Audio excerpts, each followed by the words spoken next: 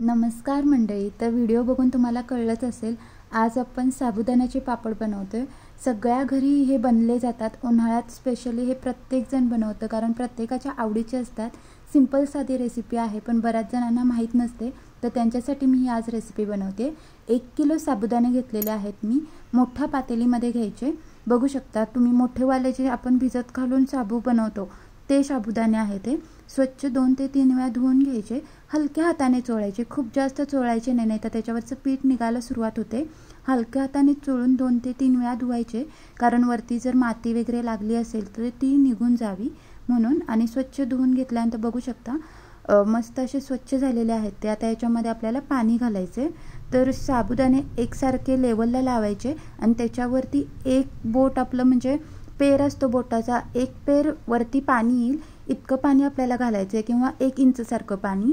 म्हणजे परफेक्टली साबुदाणे आहेत ते पाणी सोक करून घेतात. खूप जास्त पाणी झालं तरी ते अशी विरघळल्यासारखे होतात नाही, कमी पाणी झालं तरी ते छान शिजत नाहीत. त्यामुळे पाणी व्यवस्थित घालायचं आणि झाकण ठेवून आपल्याला रात्रभर याला भिजत ठेवायचं आहे. तर सकाळी मॉर्निंगला मी तुम्हाला दाखवते. बघू शकता पाणी कुठच्या कुठे गायब झालं आहे. सगळं पाणी साबुदाण्याने सोक करून घेतलं आहे आणि प्रत्येक दाणानी दाणा सेपरेट आहे, अजिबात चिकचिकीत झालेला नाही आहे. आणि मी बोटाने दाबून दाखवते. बघू शकता किती छान असा भिजून तयार झालेला आहे. इझिली स्मॅश होतोय, म्हणजे आपले साबुदाणे आहेत ते परफेक्टली भिजलेले आहेत. आता आपण यांचे पापड करायला घेऊया. तर मी 2 बॅचमध्ये याचे पापड करणार आहे, म्हणजे जिरं घालून करणार आहे आणि चिली फ्लेक्स घालून करणार आहे. तर एका बॅचसाठी मी 2 मीडियम साईजचे बटाटे वापरते. सोलून घेतलेत मी बटाटे आणि माझ्याकडे बारीक अशी किसणी होती, त्याने किसून घेतले. तुमच्याकडे मोठी किसणी असेल तर मोठ्या किसणीवर किसून घेतलात तरी चालेल. दोन्ही प्रकारचा किस साबुदाण्याच्या पापडमध्ये खूप छान लागतो, पण साबुदाण्याच्या क्वांटिटीमध्ये बटाट्याची क्वांटिटी आहे ती कमी ठेवायची, म्हणजे रेशो खूप छान येतो चवीला. नाही तर बटाटा खाल्ल्यासारखंच वाटतं. खूप जास्त बटाटा घालायचा नाही. तर 2 बटाटे मी व्यवस्थित इथे किसून घेतलेले आहेत. आणि आता याला आपल्याला धुवून घ्यायचं आहे, कारण बटाट्यामध्ये बऱ्यापैकी स्टार्च असतं. मी बटाट्याच्या चिप्समध्ये तुम्हाला सांगितलंच होतं, पण चिप्ससारखं खूप काही प्रोसेस याला करावी लागत नाही. इन्स्टंटली आपल्याला 2 ते 3 वेळा याला चांगलं धुवून घ्यायचं आहे. बघू शकता तुम्ही चांगल्या पाण्यात म्हणजे ते आधीचं पाणी तुम्ही बघू शकता आणि चांगल्या पाण्यात घातल्यानंतर ते पाणी किती पांढरं शुभ्र आहे. तर असं आपल्याला ह्याचं स्टार्च काढून घ्यायचं आहे.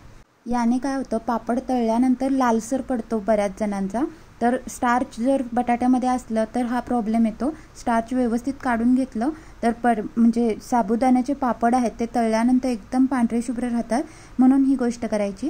आणि आता आपल्याला इथे पाणी वापरायचं आहे. मग अर्धा किलो साबुदाण्यासाठी आपल्याला 3 पट, म्हणजे कितीही तुम्ही साबुदाणे घ्या, वाटीने मोजून घ्या, कपाने मोजून घ्या, 3 पटीने पाणी घालायचं आहे. इथे मी 1.5 लिटर पाणी घेतलेलं आहे.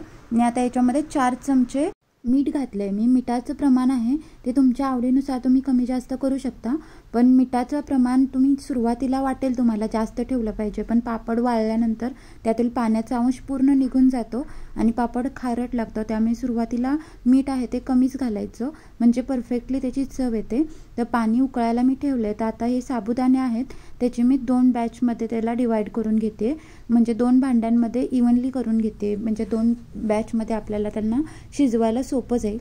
साबुदाणा हाताने मोकळा करून घ्यायचा. म्हणजे मी बाउलमध्ये जो साबुदाणा काढते तो ऑलरेडी मोकळा झाला आहे, पण साबुदाण्याचं एकामेकावर वजन बसून अशी त्याची थप्पी बसते. तर तशी डिरेक्टली घालायची नाही आहे पाण्यामध्ये, नाही तर मग गुठळ्या होतात. असं सुटसुटीत करून घ्यायचं हाताने आणि मगच पाण्यामध्ये घालायचे. तर पाणी तिकडे उकळायला म्हणजे साधारण गरम व्हायला आले तोपर्यंत आपण जे बटाटे आपण पाण्यामध्ये ठेवले होते त्याला असं घट्ट पिळून काढायचं आहे. म्हणजे आधीचं पाणी अजिबात त्याच्यामध्ये ठेवायचं नाही. स्टार्च निघून जाण्याची ही एकदम परफेक्ट पद्धत आहे. सगळं स्टार्च आहे ते इथे निघून जातं. घट्ट असं पिळून आपल्याला याचा चोथा आहे तो बाजूला करायचा आहे. आणि पाण्याला उकळी आली पाहिजे असं काही नाही. पाणी साधारण गरम झालं की आपल्याला याच्यामध्ये बटाटे घालायचे आहेत. तर तुम्हाला वाटेल की बटाटे शिजायला काही वेळ लागत नाही, आधी साबुदाणे घातले पाहिजेत, बटाटे विरघळतील. तर मी तुम्हाला शेवटपर्यंत दाखवेन. बटाटे अजिबात विरघळत नाहीत, पापडामध्ये जसेच्या तसे दिसतात, पण छान शिजले जातात, फुलून येतात. जेव्हा आपण तेलामध्ये घालतो तेव्हा बटाट्याला मस्त क्रंच येतो. त्यामुळे सुरुवातीला मी इथे बटाटे घातलेले आहेत. तर तुम्ही बघू शकता हलकं पाणी गरम झालं होतं तेव्हा मी याच्यामध्ये बटाटे घातलेत. आता आपल्याला याला उकळी येईपर्यंत वाट बघायची. पाण्याला उकळी आल्याशिवाय याच्यामध्ये साबुदाणे ॲड करायचे नाहीत. तर बघू शकता किती छान उकळी आलेली आहे. तर आता आपल्याला याच्यामध्ये साबुदाणे ॲड करायचे आहेत. व्यवस्थित आधी मिक्स करून घ्यायचं पूर्ण पाण्याला. आणि गॅस आहे तो मोठाच ठेवायचा, कारण साबुदाणे त्याच्यामध्ये घातल्यानंतर पाण्याचं टेम्परेचर आहे ते एकदम कमी होतं आणि एकदम म्हणजे पाणी आहे ते थंड होण्याची शक्यता असते. त्यामुळे गॅस आहे तो कुठेच लहान बारीक करायचा नाही, मोठाच ठेवायचा. आणि सगळे साबुदाणे आहेत ते हळूहळू घालायचे. साबुदाणे घालताना एक म्हणजे पाणी आपल्या हातावर उडतं, त्यामुळे खूप सांभाळून घालायचे. आणि कोणताही असा लाकडी चमचा घेऊ शकता किंवा मोठा चमचा घ्यायचा आणि त्याने तळापासून आपल्याला याला मिक्स करत राहायचं. जर असंच सोडलं तर पाणी जेव्हा आटत येतं तेव्हा खालून साबुदाणे लागू शकतात, त्यामुळे मध्ये मध्ये आपल्याला याला तळापासून हलवून घ्यायचं आहे. तर हळूहळू उकळी यायला सुरुवात झालेली आहे, बघू शकता. एकूण साबुदाणे शिजायला 15 ते 17 मिनटं लागतात. मी नॉर्मल आपल्या घरातल्या गॅसवर शिजवते. चुलीवर जर तुम्ही शिजवत असाल तर जास्त म्हणजे कमी वेळात हे शिजून होतात, पटकन शिजून होतात, कारण चुलीची आग मोठी असते. या गॅसला एवढा मोठा धग नसतो, त्यामुळे शिजायला थोडा वेळ लागतो. तर बघू शकता उकळी यायला सुरुवात झाली. जशी का उकळी येते तेव्हा आपल्याला मध्ये मध्ये हलवत राहायचं आहे. आणि हे आता पांढरे शुभ्र जसे साबुदाणे दिसत आहेत ते पूर्ण असे ट्रान्सपरंट व्हायला लागतात, म्हणजे आपण समजून जायचं की आपलं बॅटर आहे ते छान शिजलं आहे. पण शिजताना मध्ये मध्ये एक ट्रिक करायची. साबुदाण्याचे पापड आपले एकदम पांढरे शुभ्र होण्यासाठी एक महत्त्वाची टिप असते. ती म्हणजे बऱ्याचदा काय होतं आपण विसरून जातो आणि ती गोष्ट केली जात नाही. तर बघू शकता वरती असा फेस येतो शिजताना, तर तो आपल्याला काढून घ्यायचा आहे. त्याने साबुदाणे म्हणजे पापड आहेत ते असे लालसर पडतात किंवा काळपट होतात, तर तसं होऊ नये. एकदम पांढरे शुभ्र पापड व्हावेत म्हणून जोपर्यंत आपलं हे बॅटर शिजतंय तेव्हा वरती हलकासा फेस येतो, अशी मळ आल्यासारखी, ती आपल्याला काढून घ्यायची आहे. ही ट्रिक एकदम महत्त्वाची आहे. बऱ्यापैकी हिला अवॉइड केलं जातं किंवा विसरून राहिली जाते, पण ही ट्रिक एकदम महत्त्वाची आहे, न चुकता करायची. म्हणजे पापड आहेत ते एकदम छान पांढरे शुभ्र होतात. तर बघू शकता 2 ते 3 वेळा मी मळ काढली तरी ती येते, भरपूर वेळा येत राहते. आपल्याला ती लक्ष देऊन काढायची आहे आणि एकसारखं मिक्स करत आपल्याला शिजवायचं आहे. तर मी चमच्यावर घेऊन दाखवते तुम्हाला. मगाशी बऱ्यापैकी सगळे पांढरे होते साबुदाणे, आता हळूहळू ट्रान्सपरंट व्हायला सुरुवात झालेत. जितकं पाणी घातलं तितकं 2 इंचांनी पाणी कमी होतं. म्हणजे ही पण एक पद्धत आहे की आपलं साबुदाण्याचं बॅटर शिजलं की नाही ओळखायला. 2 इंचाने पाणी कमी झालं किंवा साबुदाणे पूर्ण ट्रान्सपरंट व्हायला लागले की आपलं बॅटर शिजलं असं समजावं. किंवा अजून एक ट्रिक म्हणजे चमच्यामध्ये घ्यायचं बॅटर आणि कुठल्याही प्लेटवरती घालून बघायचं. जसे आपण पापड टाकतो तसं अगदी इझिली पडलं, एकदम पातळ पातळ स्प्रेड झालं नाही म्हणजे समजायचं की आपलं बॅटर तयार झालं आहे. अशा खूप ट्रिक असतात की आपल्याला समजतं बॅटर शिजलं आहे की नाही, कारण बॅटर एकदम परफेक्टली शिजणं खूप गरजेचं असतं. त्याच्यावरच म्हणजे जो पापड आहे तो किती फुलतो हे ठरतं. तर बघू शकता बॅटर आहे ते मस्त आपलं शिजलेलं आहे. तर ह्या स्टेजला आपल्याला याच्यामध्ये चमचाभर जिरं टाकायचं आहे. अजून एक काय गोष्ट होते की सुरुवातीला जिरं टाकलं जातं. याने काय होतं की जिऱ्याचा जो रंग आहे तो उकळून तेव्हा पाण्यामध्ये तसाच उतरतो आणि पापड आहेत ते काळे पडायला सुरुवात होते. त्यामुळे जिरे आहे ते लास्टला टाकायचे. बॅटर पूर्ण शिजलं की मग आपल्याला जिरं टाकायचं आहे आणि मिनिटभर त्याला मिक्स करून घ्यायचं आहे. गरम पाण्यामध्ये जिरं आहे ते पटकन फुलतं, त्याला खूप शिजवावं लागत नाही आणि पापड आहेत ते छान पांढरे शुभ्र राहतात, त्याचा कलर आहे तो रिलीज होत नाही. तर बघू शकता बॅटर आपलं एकदम परफेक्ट शिजून तयार झालेलं आहे. एकदम साधी सोपी रेसिपी आहे. प्रत्येक वर्षी आपण ही रेसिपी करतो, पण काही छोट्या छोट्या गोष्टी आहेत त्या आपण करत नाही, त्यामुळे रेसिपी आहे ती चवीला तरी बरी लागते पण दिसायला छान दिसत नाही. तर तुम्हाला दोन्ही गोष्टी हव्या असतील ते ह्या बारीक सारीक गोष्टी फॉलो करायच्या. तर इकडे आपलं बॅटर शिजून तयार झालेलं आहे. मी गॅस बंद केला आहे आणि ज्याच्यावर आपण घालणार आहे पापड तो कागद आहे तो व्यवस्थित असा पसरवून घ्यायचा. आणि बघू शकता बाल्कनीतून ऊन आलं आहे, पण हे खूप वेळ ऊन राहत नाही. आम्हाला स्लॅबवर जायला अलाउड नसतं म्हणून आम्ही असे थोड्या थोड्या प्रमाणात पापड घालतो. पण थोडे का असेना पापड घालायची मजा काही वेगळीच असते. वर्षातून एकदाच घालतो पण वर्षभर मजा घेता येते. तर आता मी ते बॅटर आहे त्यातलं थोडं बॅटर छोट्या बाउलमध्ये काढून घ्यायचं, कारण जर असंच ओपन ठेवलं तर पटकन ते गार होतं आणि घट्ट व्हायला सुरुवात होते. म्हणून थोडं थोडं बॅटर आपल्याला काढून पापड घालायचे. ते एका बाउलमध्ये मी बॅटर काढून घेतलं. आपल्या हाताला सोसेल एवढं घ्यायचं कारण खूप गरम असतं आणि उरलेलं बॅटर झाकून ठेवायचं आहे आपल्याला.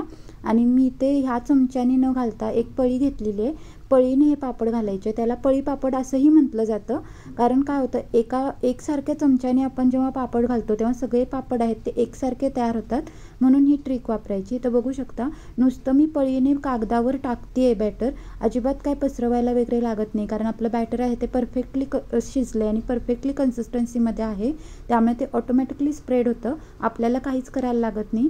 अगदी 15 मिनटं लागले होते मला हे पापड घालण्यासाठी. एकटीने सुद्धा आपण सहज घालू शकतो, इझिली पटपट घालून होतात. माझ्याकडचं ऊन आहे ते जास्तीत जास्त 11 वाजेपर्यंत राहतं, म्हणून मी सगळ्यात म्हणजे लवकरात लवकर पापड घालायला ट्राय केलं आहे, म्हणजे निदान सुरुवातीचं ऊन तरी मिळावं, कारण हे पापड वाळायला पूर्ण 4 ते 5 दिवस लागतात. म्हणजे मी मागच्या वेळी सांगितलं होतं बटाट्याचे चिप्स केले होते तेव्हा ते एका दिवसात वाळले, पण ह्या पापडांचं तसं नाही आहे, वाळायला खूप वेळ लागतो, त्यामुळे जास्तीत जास्त ऊन याला मिळेल याचा मी पूर्ण ट्राय केलेला आहे लवकरात लवकर घालायला, कारण ह्याला शिजायला पण खूप वेळ लागतो.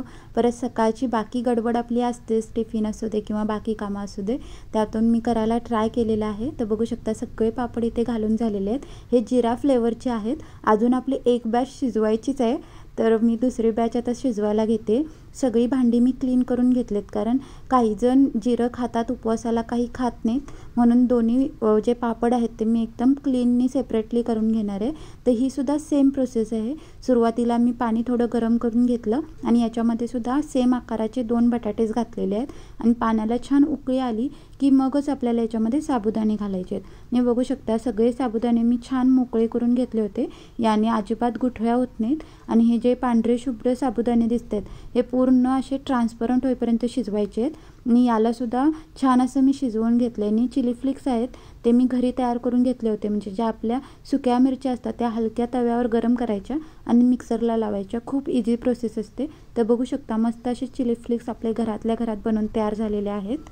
इथे सुद्धा मी 1 टेबलस्पूनच्या मापाने चिली फ्लेक्स घातलेत. एवढ्या सगळ्या बॅटरमध्ये छान म्हणजे व्यवस्थित रेशो बसतो याचा.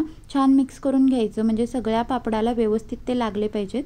1 मिनिटभरच शिजवायचं आहे, कारण आपलं बॅटर आहे ते ऑलरेडी शिजून झालं आहे. आणि तळापासून हलवत राहायचं, खालून लागण्याची शक्यता असते. तुम्हाला हवं तर लास्टला तुम्ही थोडासा गॅस आहे तो मीडियम केलात तरी चालेल, पण खालून अजिबात लागू द्यायचं नाही, तर पूर्ण बॅटरला करपट वास येतो. तर आपलं बॅटर पूर्ण शिजून तयार झालेलं आहे. तर आता मी गॅस इथे बंद केला आहे आणि हे सुद्धा सेम प्रोसेसने मी घालून घेणार आहे.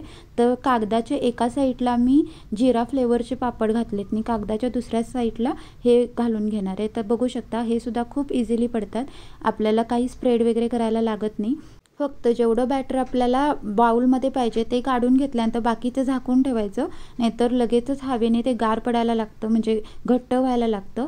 तर अशा बारीक सारीक गोष्टींची काळजी घेऊन आपल्याला हे सगळे पापड घालून घ्यायचे आहेत. तर यांना काय करायचं, म्हणजे हलके असे वाळत आले की आपल्याला परतून घ्यायचे. तर बघू शकता संध्याकाळ झाली होती आणि हलके हलके ते वाळले होते. अजूनसुद्धा पाठीमागून खूप ओले आहेत, मी हातावर घेऊन दाखवते तुम्हाला. तर बघू शकता खालून खूप प्रमाणात ओले आहेत. असे अर्धवट ओले पापड खायला मला तर खूप आवडतात. तुम्हाला आवडतात का मला नक्की कमेंट करून सांगा. पण महत्त्वाची टिप म्हणजे हे ह्या स्टेजलाच परतायचे, खूप जास्त कडक वाळू द्यायचे नाही, तर आपला कागद आहे तो फाटू शकतो. तर सगळे पापड मी बघू शकता एका टोपलीमध्ये घालून 2 ते 3 वेळा म्हणजे 2 ते 3 दिवसाचं ऊन दाखवले आणि आपले पापड एकदम परफेक्टली वाळून तयार झालेले आहेत, एकदम मस्त. आता यातले काही पापड मी तुम्हाला तळून दाखवते. तर 2 प्रकारचे पापड मी ते घेतलेत आणि दोन्ही तुम्ही बघू शकता एकदम ट्रान्सपरंट झालेले आहेत. माझी बोटं आहेत ती आरपार दिसत आहेत, एवढे छान आपले हे पापड तयार झालेत, कारण साबुदाणे आहेत ते आपण एकदम ट्रान्सपरंट होईपर्यंत शिजवले होते. आणि तुम्ही बघू शकता फुलून अगदी डबल होतात पापड आणि खायलाही खूप छान लागतात. तेल मात्र छान गरम करून घ्यायचं आणि मगच आपल्याला पापड तळायचे आहेत. गार तेलामध्ये अजिबात तळायचे नाहीत, नाहीतर हवे तसे ते फुलत नाहीत आणि तेलही ओढून घेतात. तर व्यवस्थित तेलातून निथळून आपल्याला हे काढून घ्यायचे आहेत. तुम्ही बघू शकता तळल्यानंतरही एकदम पांढरे शुभ्र असे पापड आहेत आपले, कारण ते पांढरे शुभ्र राहण्यासाठी आपण खूप काही केलं आहे त्यांच्यासोबत. तर प्रत्येक गोष्ट आपण व्यवस्थित फॉलो केली, त्यामुळे आपली रेसिपी आहे ती एकदम परफेक्टली तयार झाली. तुम्ही जर याआधी ही रेसिपी कधी बनवली नसेल तरीसुद्धा तुम्ही ट्राय करू शकता, अजिबात फेल जाणार नाही, ही माझी गॅरंटी आहे. प्रत्येक गोष्ट फॉलो करून करायची, एकदम सोपी आणि साधी रेसिपी आहे. पूर्ण दिवस काही इन्व्हेस्ट करायची गरज नाही, सकाळचा तासभर आणि नंतर मग त्यांना वाळवायचं आहे आणि तळून खायचं आहे, एवढी इझिली रेसिपी आहे ही.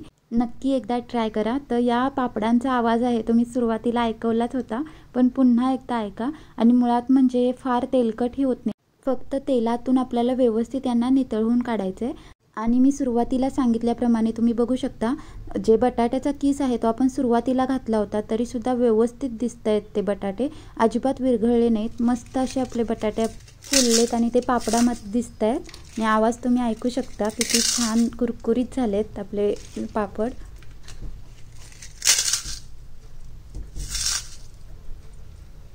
आणि मी हातामध्ये एवढे चुरले तरी माझ्या हाताला तेल काही फारसं लागलेलं नाही, त्यामुळे आपले पापड एकदम परफेक्टली झालेले आहेत। तुम्हाला आजची रेसिपी आवडली असेल तर रेसिपीला नक्की लाईक करा, शेअर करा। माझ्या चॅनलवर नवीन असाल तर प्लीज चॅनलला सबस्क्राईब करा, माझ्या मोटिवेशनसाठी एक कमेंट करा। आणि अशाच रेसिपींसोबत आपण पुन्हा पुन्हा भेटू।